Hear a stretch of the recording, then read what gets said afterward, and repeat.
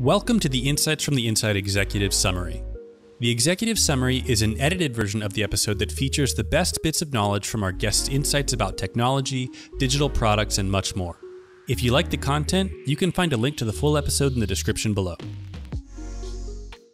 So, politically, there's a lot of fences. We need to take those fences down, build a table, build a platform that allows us to collaborate, aggregate value, and do things better.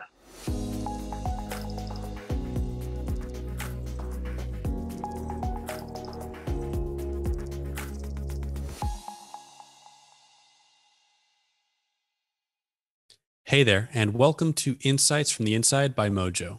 My name is Wesley Campbell. Today's guest is Chris Goodman.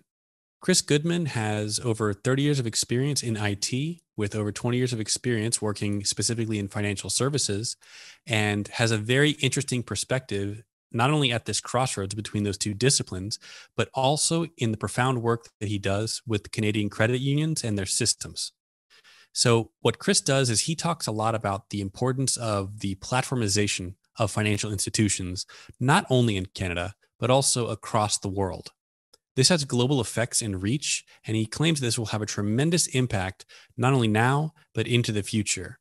And he's been giving the challenges that these financial institutions are facing, specifically credit unions, a lot of deep thought. He's a believer in seeding ideas and thinking in the right mindset. And he's now waving a flag because he sees change happening in 2021 that is unlike anything he's anticipated before. And what it's really coming down to is he thinks that we're not reacting fast enough. Now, I don't want to speak too much more on his behalf. He has a lot to cover here, and it's a very interesting conversation. Everything from the different topics that we discuss in the past, problems in the present, and looking on into the future. But I think that he will obviously say it better than I possibly ever could. So without any further ado, I bring you Chris Goodman. And here we are with the next Insights from the Inside episode. And we're so lucky to have the one and only Chris Goodman. Chris, thanks so much for taking the time to meet us today. Thank you, Wesley. I look forward to having a discussion. Absolutely. Well, I think what we'll do for this talk is there's a lot of ground we could cover. And I think what we'll structure is something like the past, the present, and the future. And I think there's no better way to start it. So for the people that there might be some listeners that they know all about Chris Goodman and others might not. So why don't you give us, to kind of amplify our audience's knowledge a little bit of your background and tell us about the financial services industry, your involvement there. And that can be a good stepping off point before we get into all these details that I know we're going to cover today. Absolutely, Wesley. My name is Chris Goodman. I was formerly CIO at G&F Financial Group in Vancouver, BC, fairly large British Columbia and Canadian credit union. I left that position at the end of February to really work full time on the credit union platformization piece. I've been working on digital transformation for my entire career, and I came to the conclusion that really no one institution in the credit union system is going to solve this problem on their own. It needs to be done collectively, it needs to be done collaboratively, and it needs to be done at scale so that we can compete with the forces that are emerging. The big banks are investing a lot in technology. We have digital newcomers. And for me personally, community finance is close to my heart, and I see it as being important for credit unions to make the right moves to ensure that we're perpetuating the credit union value proposition as we move forward. That's really wonderful. I really enjoy, I actually love, in fact, that you're able to so easily point out the human connection to technology. It's really the essence of digital transformation, right?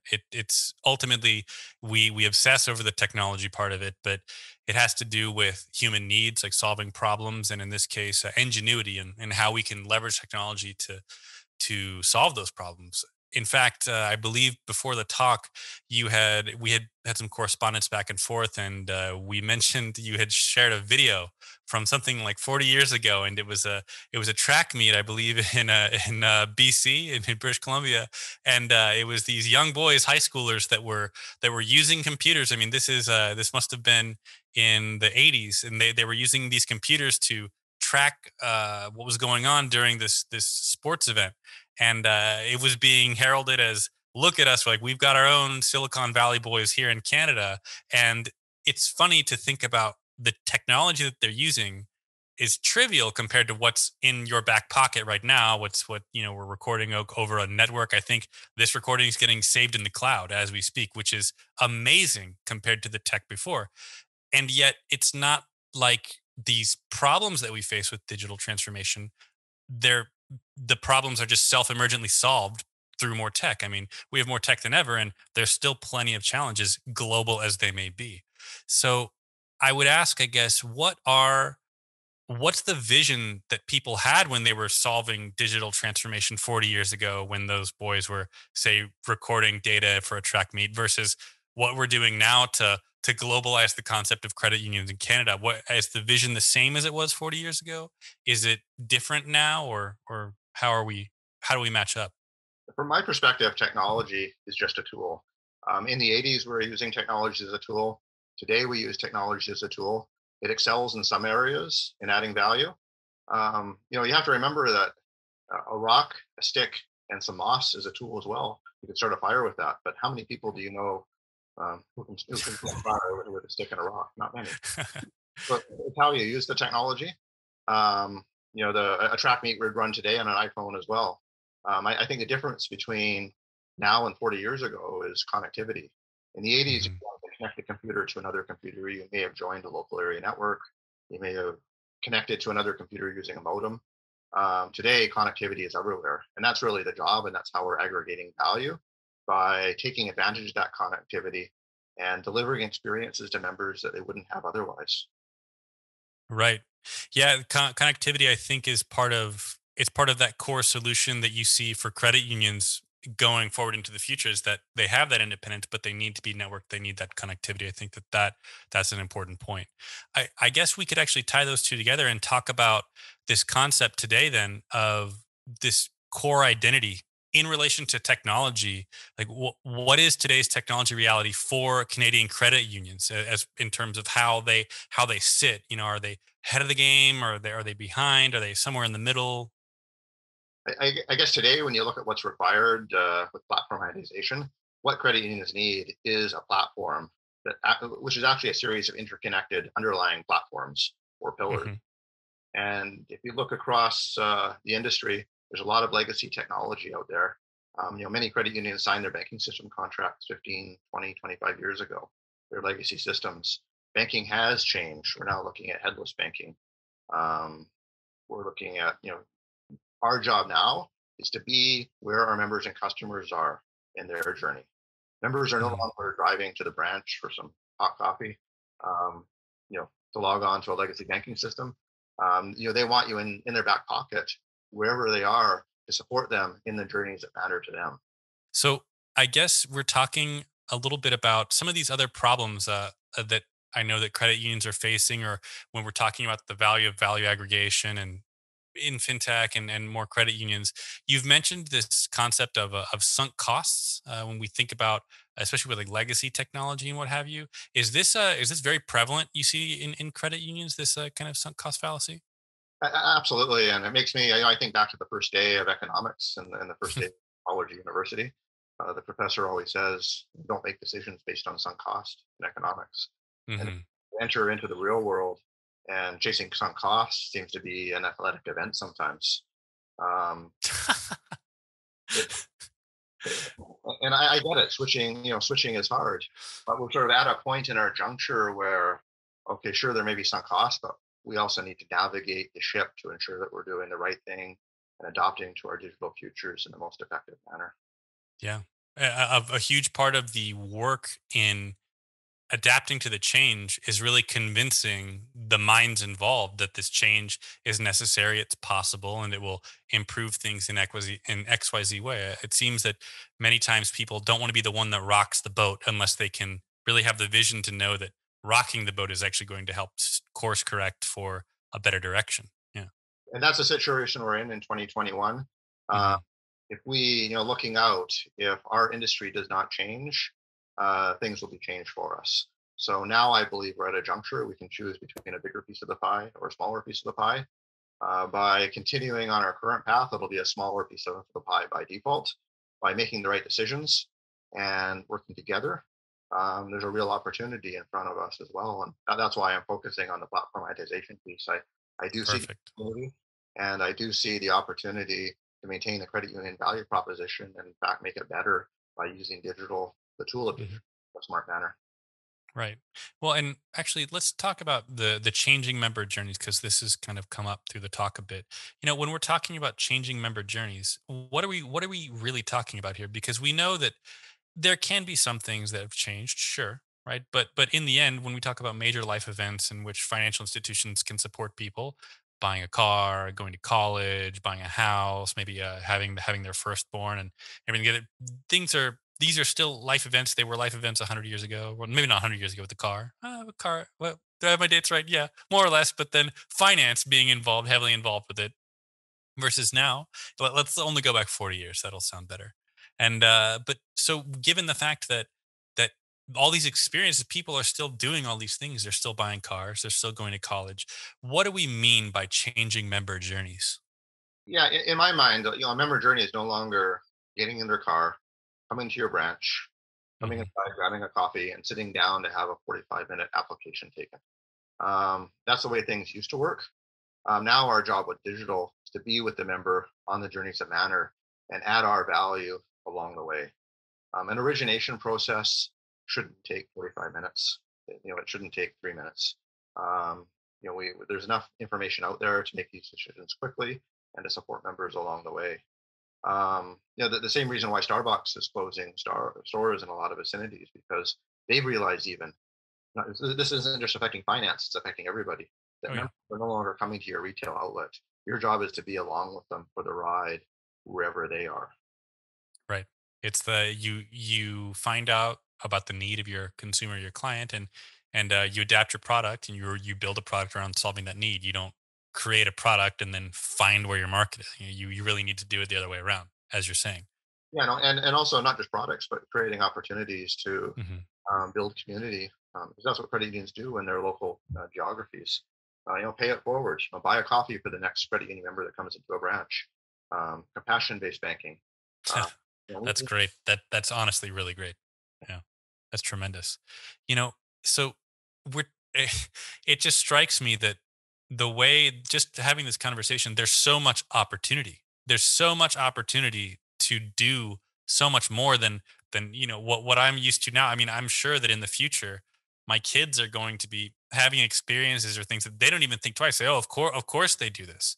Of course, if we see like credit unions come to fruition in the way you're speaking of, they'll look at something like when they're my age and say, "Oh, of course they support me in this. Of course, I would not have a relationship with them otherwise." So the question that begs the question now, today, 2021, what is making leaders hesitant to adopt these new innovations? What's the perceived risk? I mean, what makes them not just go for this opportunity right away?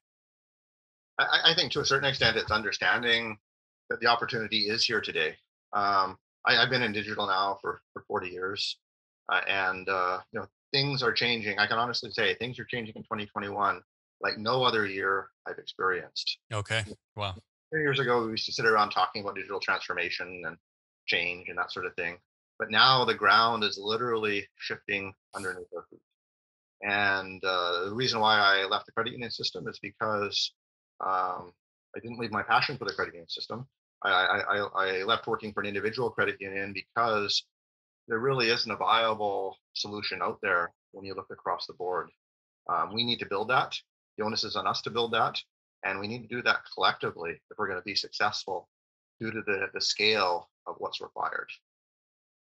Well, so now we reach one of my favorite parts of any of our talks, and that's the book recommendation section. So I would love, it's great to have someone of your profile, and I would love to know some of the books that you recommend people could look to. And if anything, when we go through the list, if you could recommend maybe one book or two books and the impact that it had on you, maybe at the time you were reading it, maybe you've gone back and read them a couple times, they've had a different effect. We're definitely curious to pick our thought leaders' brains on what books have an influence on them.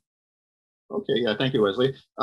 Recently, I've been reading a lot on credit union history in Canada, and I have quite a few books on credit union history in Canada. But it's interesting; all of the books are sort of written either by institution or within individual provinces. I have two here that I can provide as an example. By Their Bootstraps, A History of the Credit Union Movement in Saskatchewan, and People in Progress. This is the history of credit unions in Manitoba. And even though they're written by province, what strikes me is really the ambitions and motives of the people founding credit unions across the country were all the same, but they were regional. And the reason why I'm combing through these books right now is because we're at a juncture where we need to take that same purpose and apply that nationally. Mm-hmm. So both increase. We're no longer doing everything local. We rely on global. And so we need to be looking at things differently. So taking the ambitions of everybody, in the decades before us, and rolling into the future by thinking broader, by thinking about what we're going to do in Canada as a country. That's interesting. You're talking about this concept of ambition sprouting up regionally across parts of Canada, but you're saying to kind of repurpose that ambition on a broader scale. You're talking about scaling ambition, basically, revisiting the same spirit. Exactly. And, credit unions are local and will always be local. But the difference now is we're relying on international tools. So I have a quote from Merle Clement's book, By Their Bootstraps.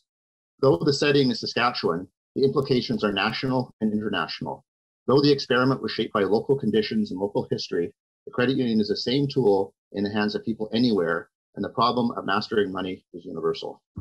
So when it speaks to, credit unions are applicable around the world. We are sort of dealing with generally local markets, but by using international tools, we can sort of take what was thought about in 1965 and make that relevant in 2021. This is from the book with from Manitoba. This is from Saskatchewan.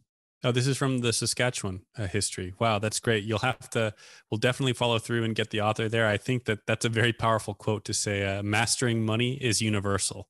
I think that's very true.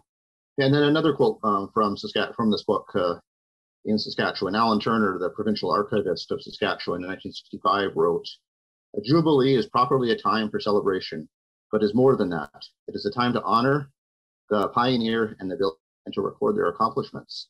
It is a time, too, to look at the future, confident that with an assessment of past experience, a redirection to those principles which were applied, that were and proved to be of value, and a willingness to adopt to new situations, we can move forward to greater achievements." So again, it's taking what's worked for us in the past, thinking about the future pragmatically, and adapting to it. Credit unions have always been innovative. Credit unions have always been flexible. What we need to do today is look at the future and position ourselves so we can be successful as possible. That line of thinking follows a pattern, a kind of wave that goes through. It follows that same pattern of the analog versus digital that we talked about before, about saying don't change for change's sake. Look at it, analyze it, see what works, be pragmatic, and use the best. In this case, digital helps scale, but how does that replace the things that are analog and what changes? And that's very interesting. It fits that pattern. Correct, yes, and sort of managing relationships using digital. We're not going to go for the sake of digital, but we're using digital to support member relationships and doing what's in the member's best interest at the right point in time, at the right place. And I have one more quote from the Manitoba book, People in Progress. Wonderful. I'm loving these quotes. Keep going. Yeah, these are great. By Don Slimman. He wrote, "History is a fleeting thing, something that is often forgotten. With the accelerating rat race of life, the massive advertising and publicity campaigns, and with business swallowing up business, that forgetfulness is understandable. In my opinion, this can be fatal in a number of ways. The degree that we can begin to get off course as we come up with new ideas is infinite. It can land us far off the target that we had hoped to reach. And that's why having these conversations nationally is so important right now. I agree. It's easy to get off target if we're not thinking cohesively together. But if we do have broader conversations and we are open about where we need to be and we plan together, we can get to where we need to be in 10 years. So you're saying that the mechanism of conversation, in as much as there's truth to it and people are being honest and transparent, acting as a tool for course correction towards landing where people want to go. Because like the quote is saying, you can land far off target if people are not aligned. And I think that's true in organizations, and that can be true at a regional level. It can be true at a national level. That sounds true to me. Correct. Yes. Agility and openness. That's what it's all about. Great. And is there any books now that are circulating, say these days, that someone might be able to get access to if we wanted to pick your brain a little bit further about what's going on in your mind in terms of modern reading? I guess it's ironic. I guess the modern books with respect to the credit union system, there aren't many out there right now. There's a lot of books on the history going back decades, but nothing about today or looking forward. And what I take from that is the book on credit union history for now is being written now, and it will be affected by the decisions that we make.